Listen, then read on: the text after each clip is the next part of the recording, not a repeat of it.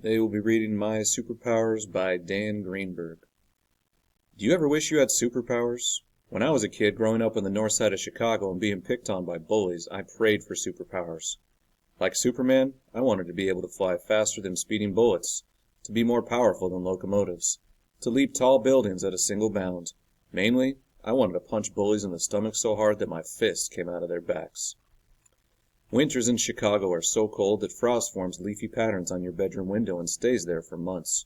The wind howls off Lake Michigan, and a thick shell of pitted black ice covers the streets and sidewalks from December to April.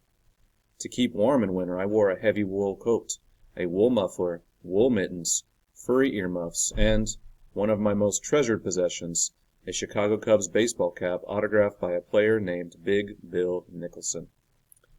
On the coldest days of winter, 3 bullies waited for me after school, just for the fun of terrorizing me. The biggest one was a fat, ugly kid named Vernon Manteuffel. Vernon and his 2 buddies would pull off my Cubs cap and tease me with it. They'd pretend to give it back, then toss it around in a game of keep-away. One day in February, when the temperature was so low I felt my eyeballs cracking, Vernon and his friends caught up with me on my way home. As usual, they tore off my Cubs cap and started playing catch with it. What made it worse than usual was that on this particular day, I happened to be walking home with a pretty girl named Ann Cohn, who lived across the street from me. Ann Cohn had green eyes and shiny black hair, and I had a goofy crush on her. As if it wasn't bad enough that these guys humiliated me when I was alone, now they were doing it in front of Ann Cohn. I was so embarrassed I began to cry. Crying in front of Ann Cohn made me even more embarrassed. I was speechless with shame and anger. Driven by rage, I did what only an insane person would do. I attacked Vernon Manteuffel.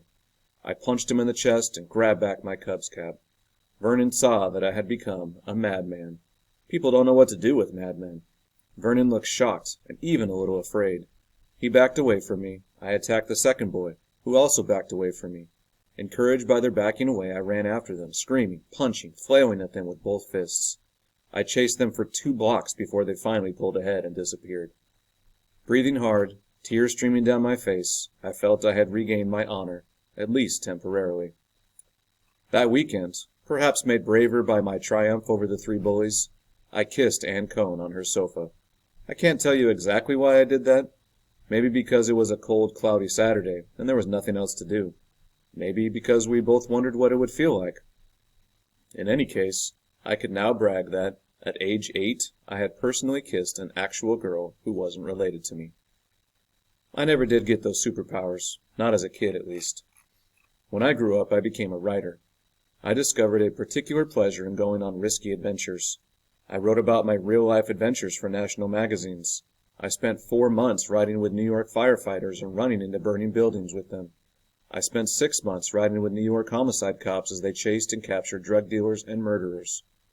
I flew upside down over the Pacific Ocean with a stunt pilot in an open cockpit airplane. I took part in dangerous voodoo ceremonies in Haiti. I spent time on a tiger ranch in Texas and learned to tame 200-pound tigers by yelling, "No!" and smacking them hard on the nose. I found that tigers were not much different from the bullies of my childhood. I also wrote fiction. I created entire worlds and filled them with people I wanted to put in there. I made these people do and say whatever it pleased me to have them do and say.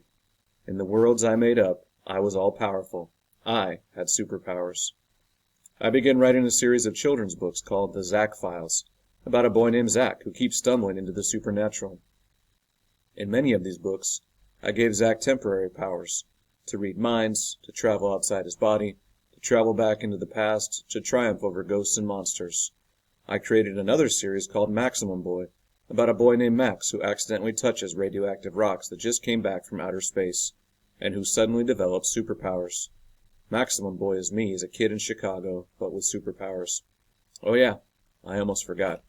In the Zack Files, I created a fat, stupid kid who sweats a lot and thinks he's cool, but who everyone laughs at behind his back. You know what I named this fool? Vernon Manteuffel. I do hope the real Vernon knows.